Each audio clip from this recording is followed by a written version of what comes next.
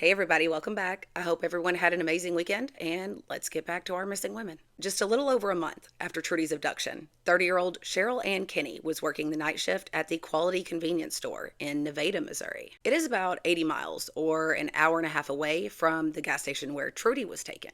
It was February 27th, 1991. Earlier in the evening, Cheryl had been working alongside another man, the maintenance guy at that gas station. But by 10 p.m., she was alone. This store typically stayed open until midnight, but that night, Cheryl closed up early. We don't know exactly why, if something was wrong or if it was just a slow night. But we do know that Cheryl completed all of her closing tasks and set the store alarm at approximately 10:17 p.m. But somewhere between locking that door and her car, Cheryl vanished. As it got later and later, Cheryl's husband, Walter Kenney, grew worried. It wasn't like Cheryl to not come straight home. They had 4 children in their blended family. Cheryl had 2 children of her own, a 13-year-old daughter named Christy and a 10-year-old son named Josh. And she took her duties as a mother very seriously.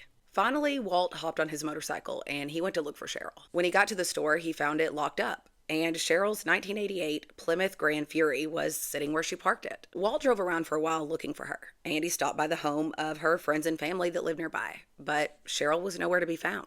Around 2 a.m., he finally called the police, and they found nothing. There was no break-in, nothing was missing, there was no sign of a struggle, not even a patch of disturbed ground. Not a single clue had been left behind. And all of Cheryl's belongings, her purse and her keys, had disappeared with her. Afterwards, only one tip came in. That tip came from 2 men who had been working nearby at a manufacturing plant. And they just happened to be standing outside that night when they heard a woman scream. But at the time, they assumed that it was coming from a bar down the street and was likely just some kind of domestic dispute. So they didn't think anything about it until Cheryl was reported missing. And in all these years, there's still never been a single clue found as to what may have happened to Cheryl. But Cheryl's abduction is eerily similar to Trudy's. She was taken from a gas station right around 10 p.m. And if we look at the 2 locations where these 2 women went missing, it is nearly a straight shot across between the 2. And these incidents only took place 1 month apart, January 19th, 1991, and February 27th, 1991. I truly believe that Cheryl Kenney was abducted by the same men who took Trudy Darby. I just can't prove it. Yet. But strangely enough, there is a connection between Cheryl and the Springfield Three. We've talked about this before. It turns out that Cheryl was the aunt of Nigel Kenney, Susie Streeter's best friend. Cheryl was married to her uncle, Walt Kenney. And for those familiar with the Springfield Three case, or those that watched my deep dive on the Springfield Three, then y'all will remember that Walt Kenney belonged to a motorcycle club. And I was under the impression that Walt originally belonged to a different motorcycle club that was absorbed into the Galloping Goose Motorcycle Club, the notorious MC that we talked about a lot in the Springfield 3 series. But according to Cheryl's family members, Walt was always a goose, or at least always a goose to their knowledge. And that right there is just a very, very strange connection, and one that is bothersome for another reason, because apparently Walt acted rather strangely after his wife went missing. He did not show the care and concern that most people would if their wife was abducted. And there are some who have expressed a lot of suspicion about him to me. My question is there a connection between Jess Rush, Marvin Chaney, and Walt Kenney? Because here's something I recently learned about young Jess Rush. Jess Rush also owned a motorcycle. Because remember the neighbor that he talked to, who was driving Jess Rush to Camdenton at the time to pick up Jess's motorcycle. Jess Rush was a biker. And now not all bikers belong to an MC. Many don't. So there may not be any connection, but there might be. And that is something I'm working on trying to find out. But that connection between Cheryl Kenney and the Springfield Three is just one of the several strange connections that these ladies seem to have to each other. Or at least that their cases seem to have to each other. Because I don't actually believe that the Springfield Three had anything to do with Jess Rush or Marvin Chaney. But what are the odds that Nigel's aunt and her best friend both become cold cases in the course of one single year?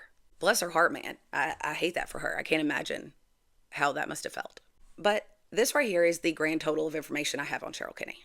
There's not a lot out there, but she was never found. Not a clue was found. But now let's talk about Angela Hammond. Now, Angela Hammond is a rabbit hole on her own. And I'm actually waiting on some records regarding Angela. So I don't want to do a super deep dive on her right here. I just want to kind of summarize her case so that you can see where it fits in to what I'm trying to lay out in these videos. Because Angela was the third abducted woman to disappear within 3 months within an 80-mile radius of each other. And if we look at these 3 locations on a map, Angela sits dead in the center from where Trudy and Cheryl disappeared. Going both directions, these 3 locations are an hour and a half apart. It's an hour and a half from where Trudy disappeared to where Angela disappeared, and an hour and a half from where Angela disappeared to where Cheryl disappeared. And it makes a weird triangle. And that weirds me out too. Angela disappeared only 36 days after Cheryl Kenney. She lived in Clinton, Missouri, and Angela was just enjoying her life. She was 20 years old, and she lived in a little homey trailer in town. She worked part-time at a bank, and she was also attending classes at Central Missouri State University in Warrensburg. Angela had also recently gotten engaged to her fiance, 18-year-old Rob Schaefer, and she was 4 months pregnant with their child. Her due date was September 2nd, 1991.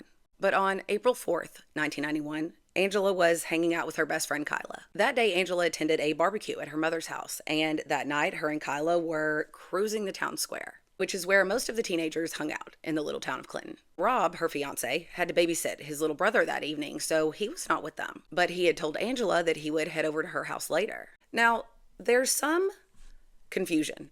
Well, maybe I'm just confused. There's different stories of this relationship with Angela and Rob that I feel like we should talk about for a second.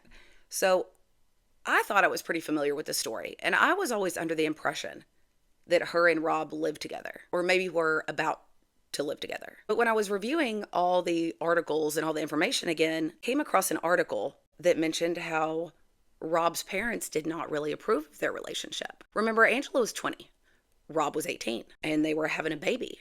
So maybe they just thought he was too young for that, whatever it may have been. According to that article, Rob was planning to sneak out later to go to Angela's, which does kind of explain some of the confusion about her calling him from a payphone and all that. I don't necessarily think this has any relevance to anything, but once again, like I've said a bunch of times before, when it comes to cold cases, I do believe that every single detail matters. But around 11:45 p.m., Angela went a couple of blocks away from the square to a phone booth at the edge of the food barn parking lot to call Rob. She asked him if he thought he was going to be able to get out later, and he said yes, but then she told him that she was tired and she might just go home and take a bath and get a good night's rest. And while they were having this conversation, Angela mentioned a truck that was circling the parking lot, and they even cracked a couple jokes about it, about how the truck was coming to get Angie. But Angela's tone got a lot more serious when she told Rob that the truck had pulled up to the phone booth, and a guy got out. Rob asked what this guy looked like, and she said he was an older white guy who was filthy looking. She said he was wearing dirty overalls, he wore glasses, and he had black hair. Rob then asked what the truck looked like, and she described that too. She told him it kind of looked like his truck, which was a 1973 green Ford pickup, but she said it was probably a little older than his. She said the truck was beat up and greenish in color, and she said it had a large fish decal on the back window.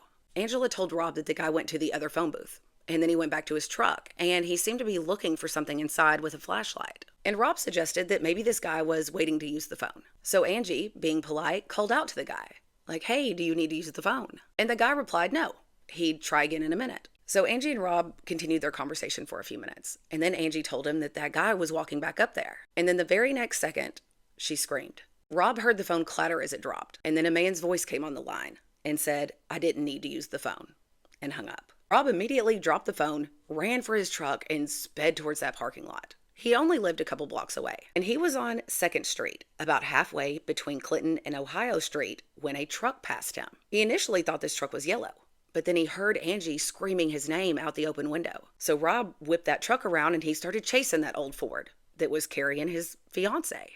Rob chased this truck for several blocks when his truck suddenly broke down. It turns out that he had damaged his transmission when he'd thrown it in reverse, and he could do nothing but watch helplessly as the truck with Angela inside disappeared from sight. And this poor guy was so distraught, he started running on foot after this vehicle, but then he was able to flag down another driver. It was a woman in town named Dorothy, and after Rob desperately tried to explain to her what was going on, she told him that she was not willing to chase that truck, but she would take him to the police station. And she did, and Rob reported Angela missing. The entire town of Clinton searched for Angela, and hundreds of leads came in. One of them came from two girls in Windsor who, 2 days before Angela's abduction on April 2nd, noticed a beat up old truck with a fish decal moving extremely slowly down Main Street in Windsor. And they noticed this because they were behind the truck and they couldn't go around him. Well, those same two girls on the night of April 4th also happened to be hanging out in Clinton's Town Square. And while they were cruising around,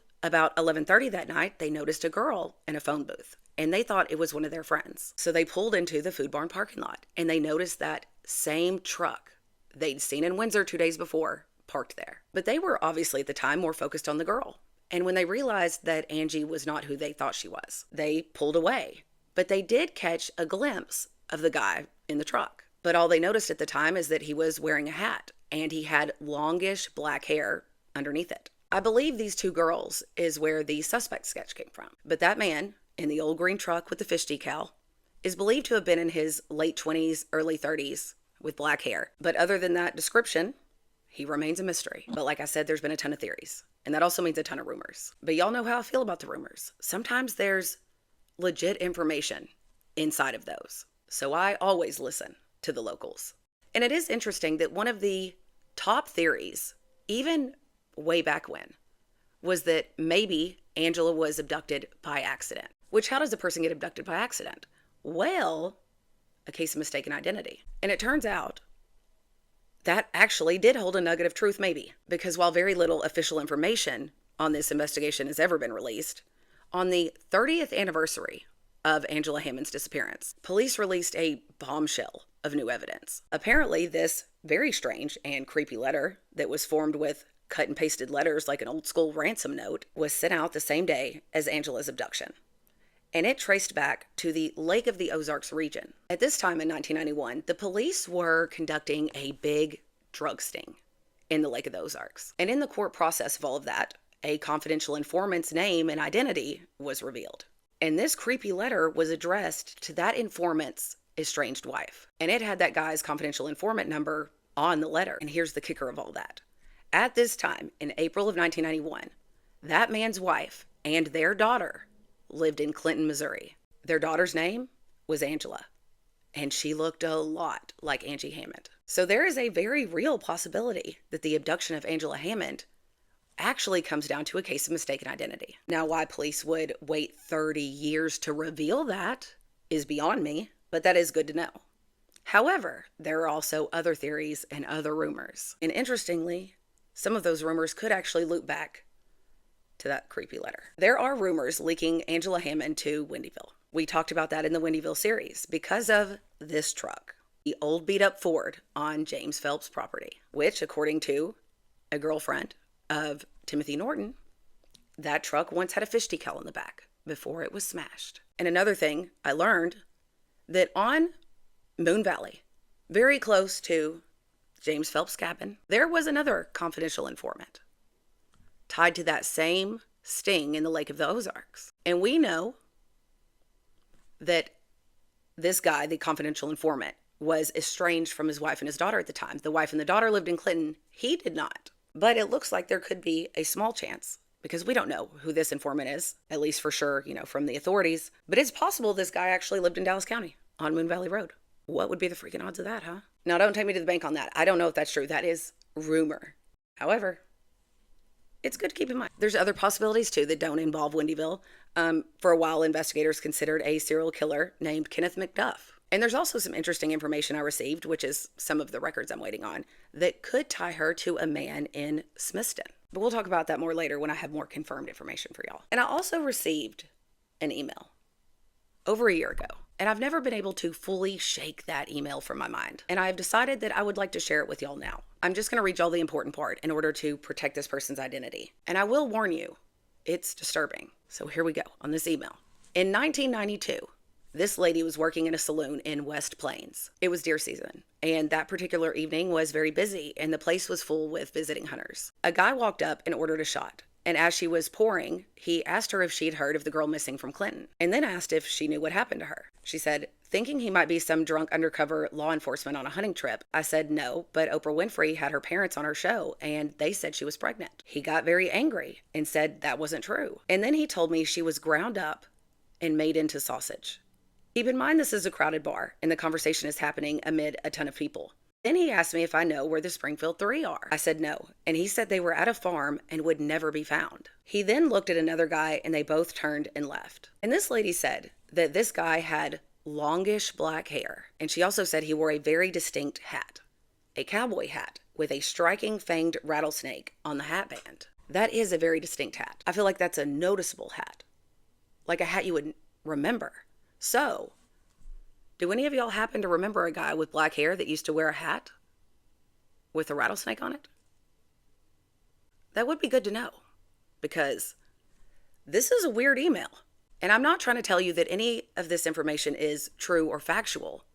I'm just trying to tell you that this was this lady's experience. This is what she was told at this bar in 1992. And she's never been able to shake it from her mind.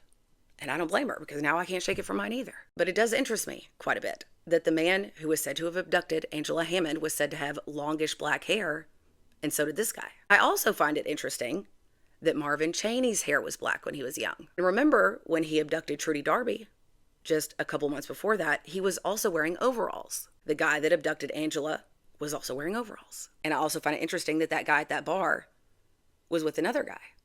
He turns and looks at the guy and they leave together. Well, Marvin Chaney ran around with his brother Jess. And look, I'm not the only one who suspects that Trudy, Cheryl Kenney, and Angela Hammond could be connected. Law enforcement also believes that. And there's been lots of articles put out about that possibility. I will say that I am less sure about Angela than I am about Cheryl. But I still keep her firmly on the list of possible victims of Jess Rush and Marvin Chaney, because her disappearance took place way too closely to the others, and she was taken the same way, literally snatched out of a parking lot. I struggle with the idea that these three women could all be coincidence, because that is way too many missing women, way too close together. I get worked up about this, but that's all I have for y'all today. But I still have the other women that I also consider possibilities for different reasons. So in the next video, I would like to talk about Diana Brongard. And I think I will also have time to squeeze in Shirley and Tina into that one as well. I might even be able to get the last Cheryl in there too. We'll see. But if y'all enjoyed this video, please like and subscribe. And thanks for listening to me ramble. It's a very rainy day out there today. It's very gross looking, actually. And I am a solar-powered individual. My brain does not work as well when the sun's not out. So this video may have gotten a little rambly. So if it has, thank you for your patience. Y'all rock. Love y'all. See you next time.